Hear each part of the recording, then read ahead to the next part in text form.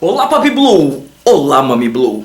Tratemos acerca da filiação.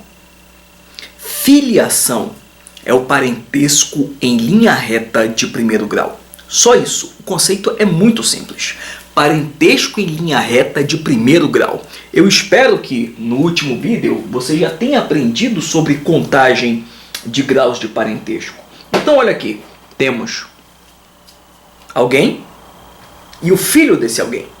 Como se chama esse parentesco que envolve geração? Parentesco em linha reta. E como se chama uma geração nessa contagem? 1 grau. Então aqui temos pai, filho.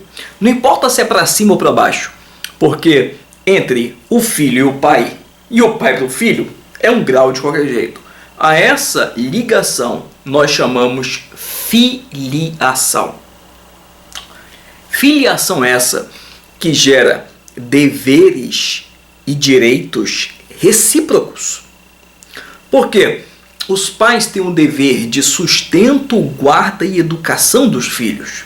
Dentro do dever de guarda, tem o dever afetivo, inclusive podendo haver ação de reparação de danos por abandono afetivo. Mas os filhos também têm dever de sustento para com seus pais, podendo inclusive haver também reparação de danos, olha isso, por abandono afetivo reverso. Abandono afetivo reverso existe. Pois é, então, essa ligação aqui nós chamamos parentalidade. Precisa necessariamente haver casal? Não!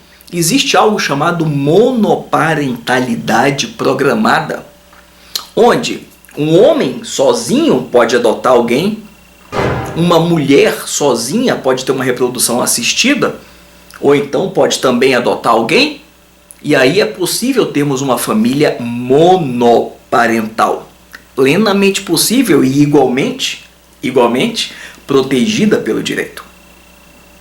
Bom, a essa parentalidade, essa ligação pai-filho, mãe-filho, quando eu falo pai-filho, eu estou falando pai ou mãe, ok? Essa ligação pai-filho, ela pode ter 3 origens básicas. Quais são? Natural ou biológica, adotiva ou socioafetiva, filho de criação. Inclusive, a filiação socioafetiva está sendo muito prestigiada, não faltando decisões que afirmam que o vínculo socioafetivo é inclusive mais forte e preponderante do que o vínculo biológico, do que o vínculo natural. Vamos ter vídeo tratando sobre paternidade socioafetiva, maternidade socioafetiva. Teremos vídeo acerca da adoção. Vamos aqui ficar nesse vídeo sobre a parentalidade natural, sobre a filiação natural. Bom, no que toca à mulher, existe a presunção de que a maternidade é sempre certa. Temos até um brocardo latino sobre isso. Mater semper certa est. Mater semper certa est. A mãe sempre é certa. Então essa maternidade aqui, ela é presumida, ela é real, ela é biológica, ela é facilmente provável e detectável. O que não impede essa mulher aqui a qualquer momento de ajuizar futuramente uma ação negatória de maternidade, como por exemplo se teve o filho trocado na maternidade, né? Acontece. Não é para acontecer, mas acontece. Agora, no que toca à paternidade, nós temos a paternidade, primeiro, a paternidade presumida, está no Código Civil. Se esse homem é casado ou tem união estável com essa mulher aqui, grava. Qualquer filho nascido dessa mulher, depois de 180 dias da união deles, Começaram a ter conjunção carnal. Conta 180 dias. Qualquer filho que ela gere... Cadê um bebê? Bebê. Qualquer filho que ela gere é desse cara. É desse homem. É do esposo. É do companheiro. É do convivente. Então a primeira paternidade presumida é os filhos nascidos da mulher. Nos 180 dias de estabelecida a união, ou seja, o convívio físico, se presume desse esposo. Não tem que ter a ação declaratória de paternidade. A lei já diz que o filho é dele.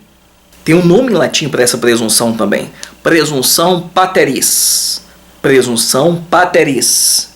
Se ficar provado que esse homem era estéril, é estéril, a chamada impotência generandi, fica provado que ele não é o pai.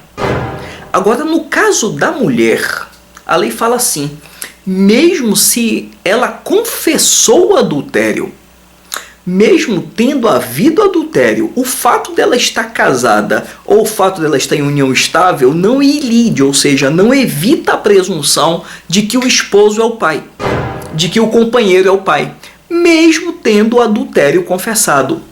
Está na lei? Então é direito do homem contestar a paternidade, mesmo a que vem de presunção. E detalhe, se ele começou a ação negatória de paternidade, mas ele morrer, os seus herdeiros, né, os outros filhos, enfim, outros herdeiros, podem continuar na ação, mas a iniciativa é personalíssima. Só ele pode ajuizar negatória de paternidade. Ele, o até agora declarado pai por lei. Inclusive, a lei diz que essa ação negatória de paternidade é imprescritível. Mas talvez sejam só 2 trabalhos. Porque, como não falta decisão afirmando que o vínculo socioafetivo prepondera sobre o vínculo biológico, adivinha? Pode ser que, mesmo declarada a ausência de paternidade natural, biológica, esse homem tenha que continuar a cumprir todos os deveres de pai, mas agora determinado como pai socioafetivo.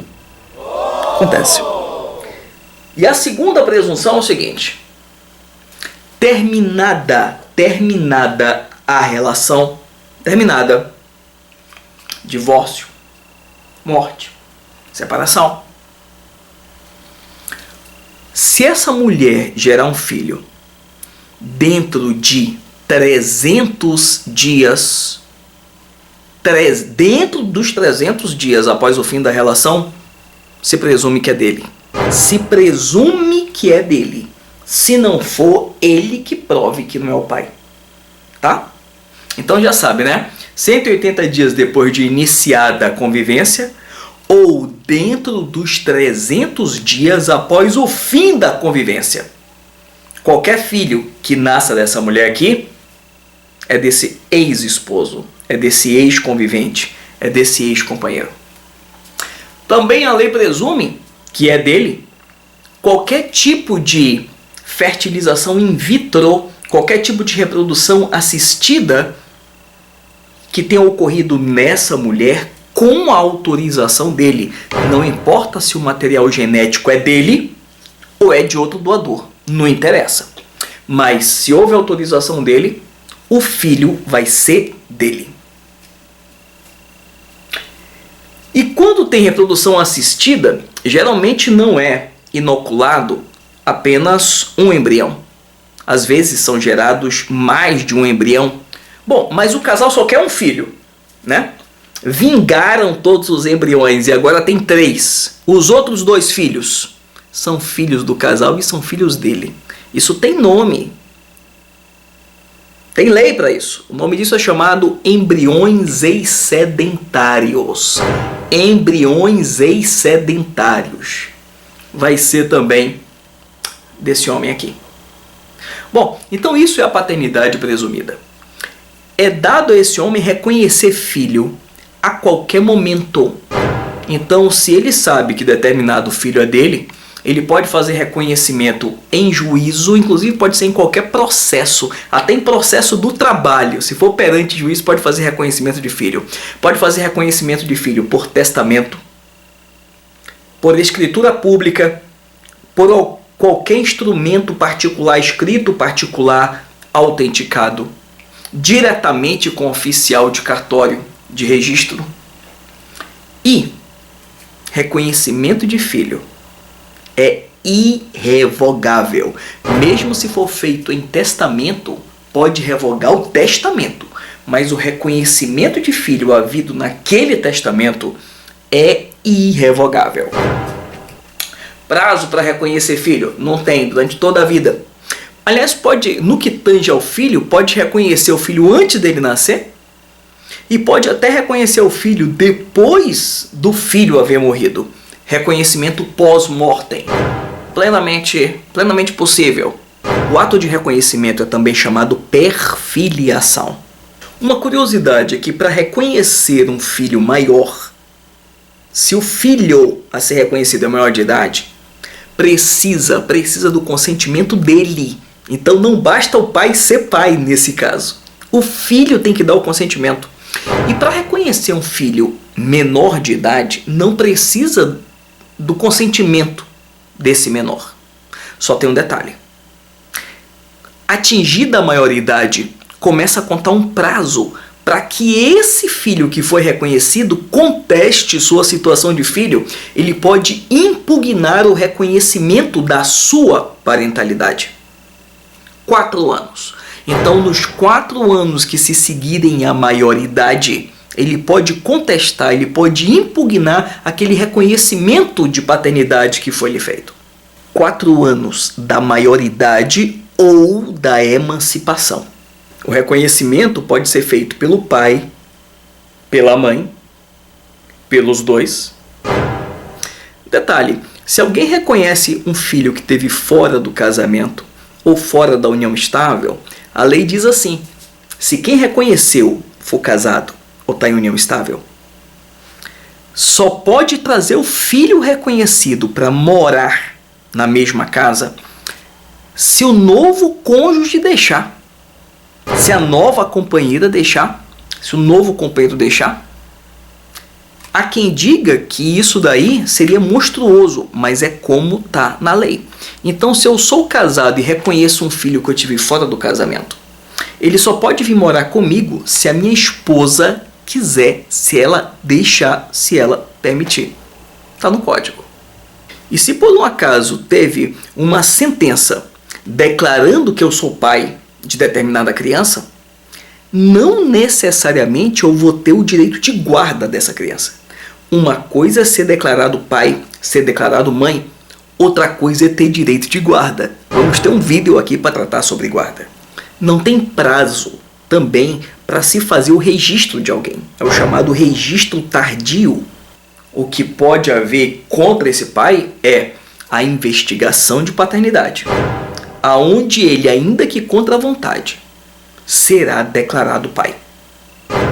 É uma ação declaratória, né? Não é constitutiva, não vai ser tornado pai, não. Ele é pai ab início, desde o começo.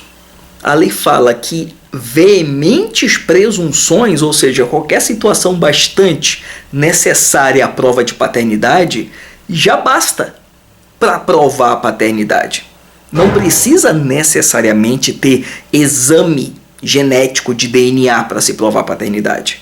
E caminhando para os finalmente, esse vídeo acabou ficando longo, né? Filiação tem nada a ver com a ligação afetiva entre os pais. Então não precisa pai e mãe estar em casamento válido, estar em união estável válida, para que haja filiação dessa criança aqui. Inclusive, se o casamento foi anulado, se o casamento é nulo, não interessa, é possível até que em uma relação incestuosa, não importa. Por mais não reconhecida pelo direito a ligação entre os pais, a ligação entre os pais e o filho, ela é independente, autônoma, e intangível e intocável. Agora que falamos sobre filiação natural, vamos direto para o vídeo sobre reprodução assistida. É bem interessante. Próximo vídeo, reprodução assistida. É isso.